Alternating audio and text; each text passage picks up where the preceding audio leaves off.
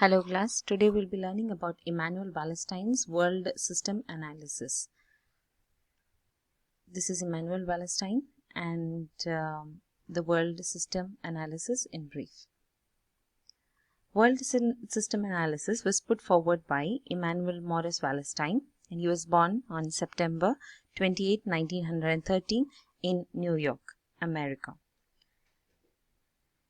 And he died on August 31st, 2019. And he was an American sociologist and historian, and an historical social scientist and world system analyst. And he identified two main structures in the development of modern society, and that two structures are world empire and world economies.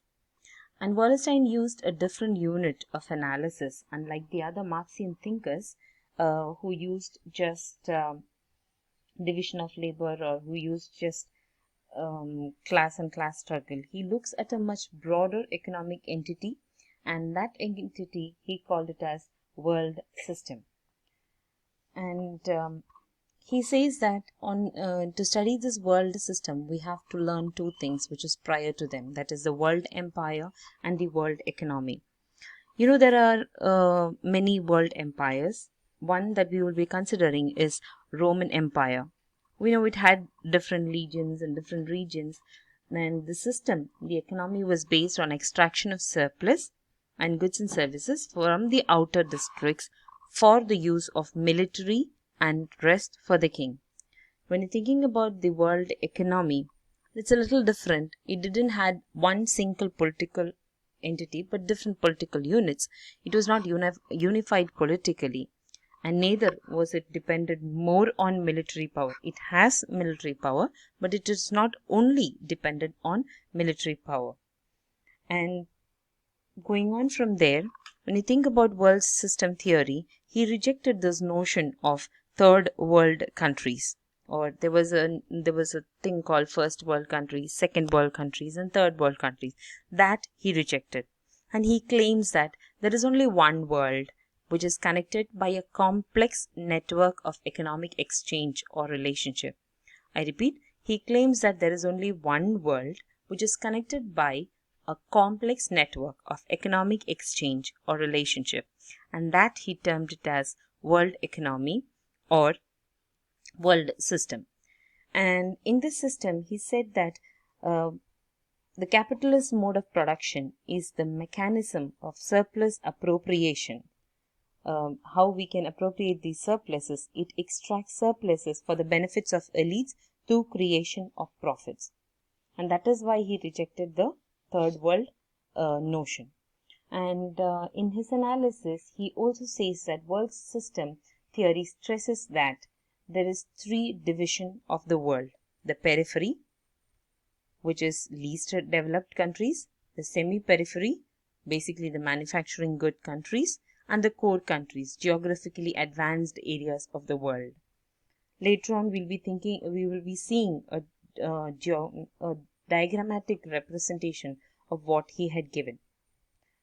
Immauel Wallerstein actually talks about three necessities for the rise of capitalist world economy, and these three things are geographical expansion through exploration and colonization.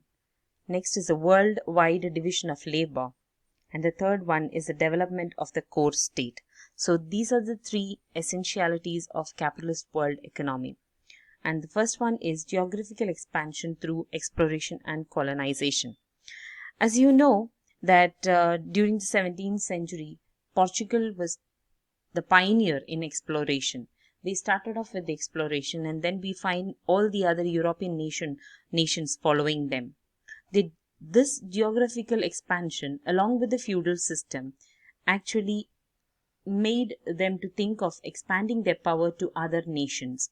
And history reveals that elite groups of the knights, the nobles, and the feudalists took initiative for exploration, and this resulted in colonization of the Asian and African countries.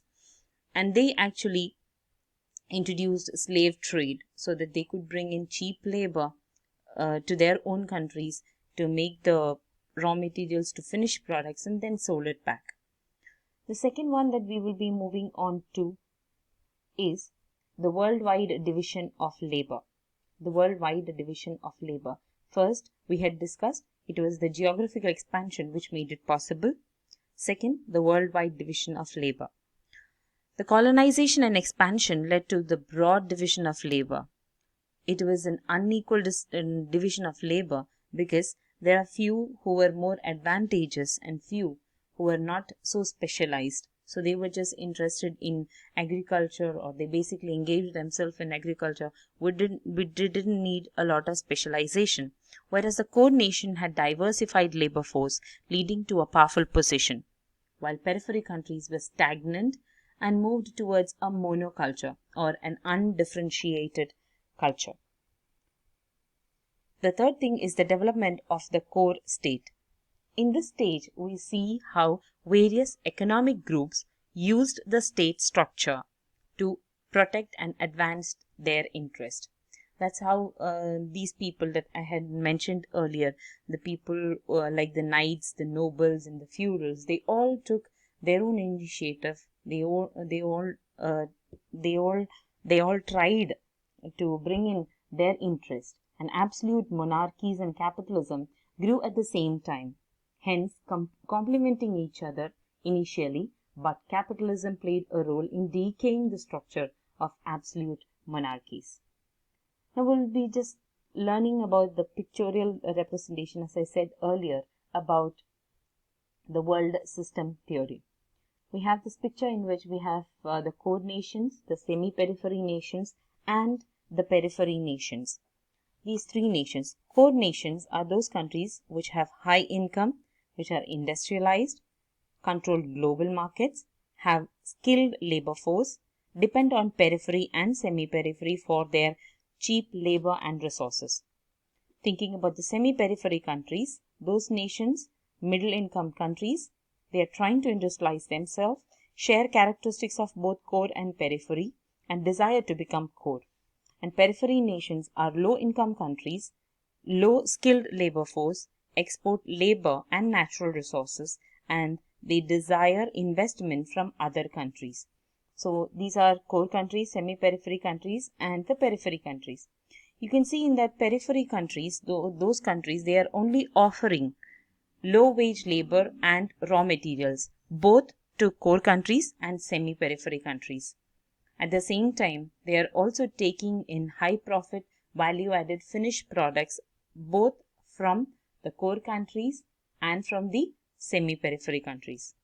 Look at the semi-periphery countries. Those countries, they are giving few of their low wage labor and raw materials to the core countries. At the same time, they are also trying to give away their finished products to the periphery countries only. Now see the core countries. Those core countries are taking low wages and raw materials from periphery as well as semi-periphery, but sending their finished products both to semi-periphery and periphery countries. So this is the pictorial representation which you people have to learn very well. And moving on from there to the next is the core nations. As I had already mentioned, the core nations are made up of free countries, dominating others without being dominated. They try to dominate others, but nobody is dominating them. Main reason for the position of the developed countries is the economic power.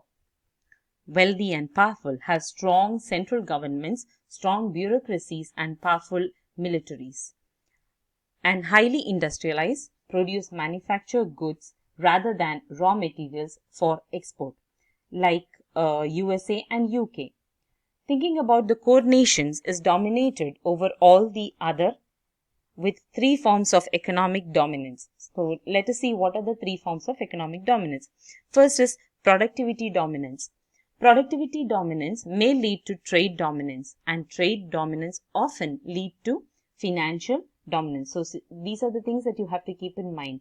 There is trade dominance leading, productivity dominance leading to trade dominance leading to financial dominance. Next is the semi-periphery nations. Nations are those semi-periphery nations are those that are midway between the core and the periphery, dominated by dominant countries, usually by the core countries. At the same time, they are dominating other countries, that is, the periphery countries. They tend to be countries moving towards industrialization and more diversified economy. They're trying to become more diversified. Those regions often have relatively developed and diversified economy but are not dominant in international trade. That example is India. Periphery nation, least economically diversified, have relatively weak governments. They tend to be least industrialized, have small bourgeoisies and large peasant class. They tend to have a high percentage of their people that are poor and uneducated. They tend to be extensively influenced by the core nations. The examples are few African countries. Then you have the world system theory that you have to think about. There are few think points about it. What should the periphery nations do to reach a higher level? The periphery countries must avoid the exploitative economic relations with the core nations. They should be aware and beware about the trade and the foreign investment that the core nations or the semi-periphery do in their own countries. They should try to nurture domestic industries, develop import substitution. That is, they should try to export their products to other countries rather than bringing in lot of goods from other countries. And this is a picture that I would just like to put it into your mind. This is nothing to do with studies, but just imagine the periphery countries. Which are the periphery countries? The periphery countries are basically in yellow color. When you have the semi-periphery nations, you have the core nations. And with this, I would like to conclude. Wallerstein stressed that world is governed by a system of economic network. There is only one world, as against the previous notion of three world.